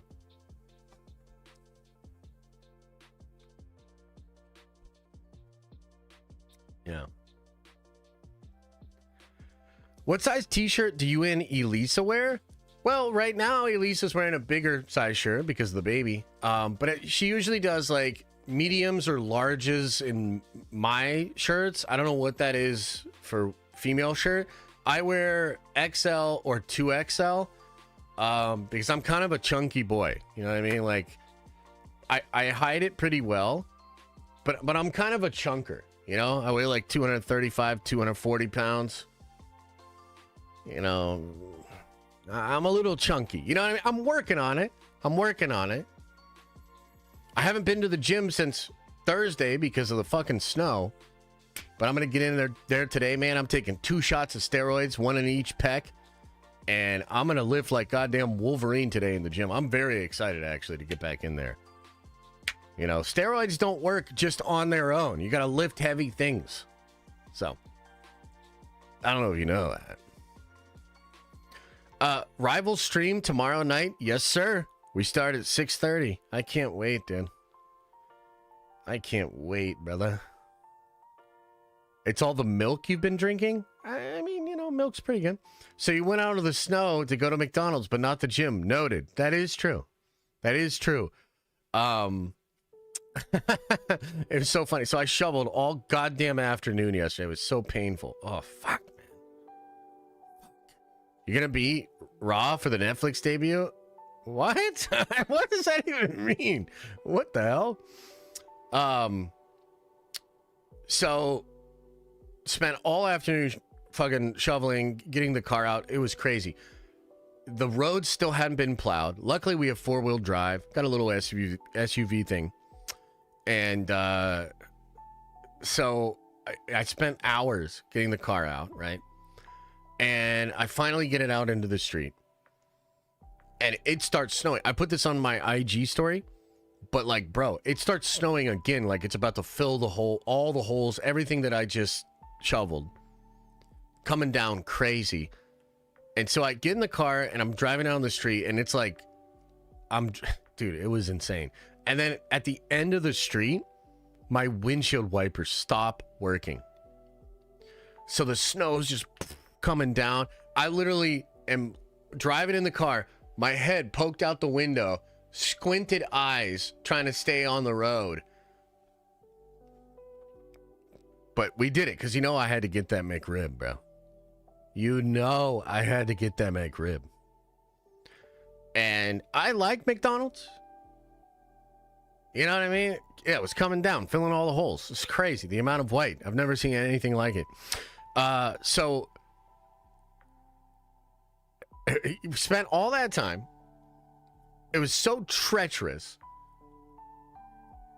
Raw is airing on Netflix this January? What? That's crazy. They did not book me, but that is cool. I didn't know that.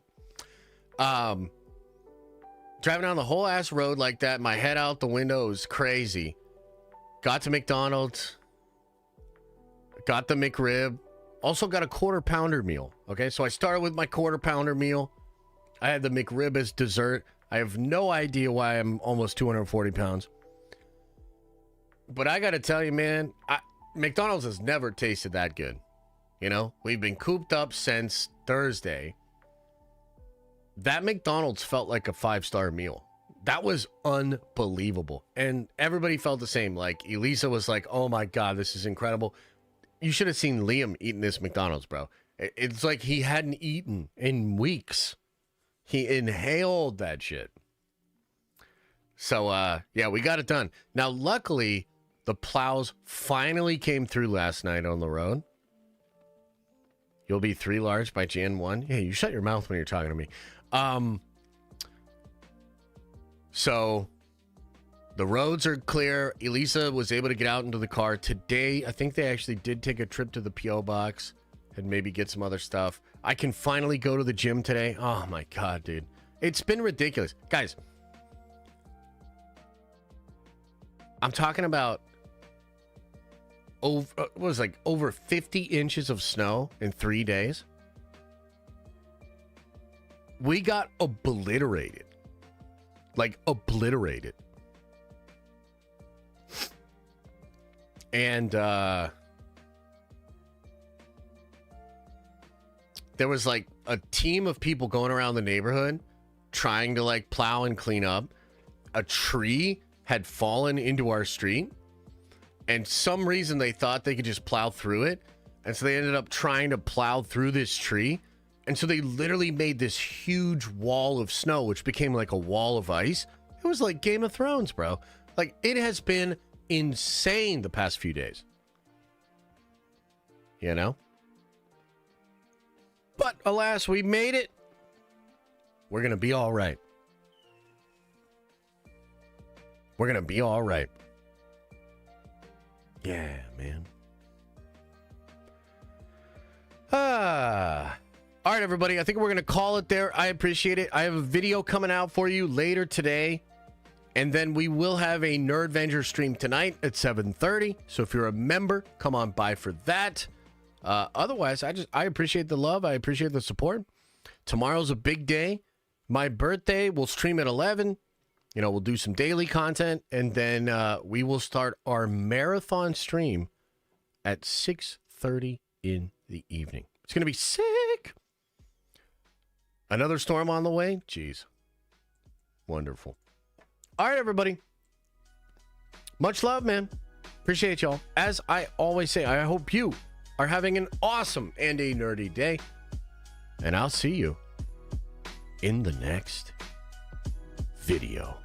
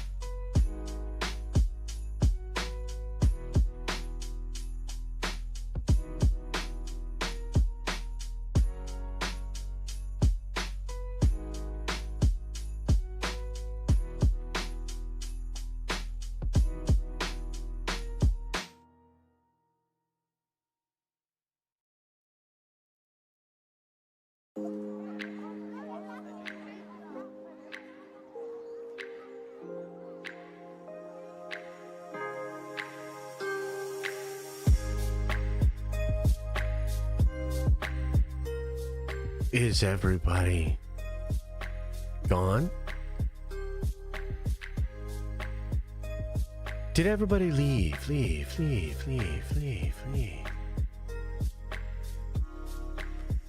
Oh man. Another happy landing. Another lovely stream with all of you. Thank you so much for the support, for the feedback, for the questions, the engagement. Always a good time here, man. Talking about the news, talking to the Nerd Vengers.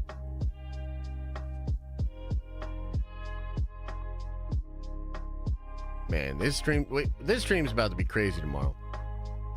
Holy. Be there. All right, everybody. Remember, open up your third eye and wash out your stinky butt. Oh.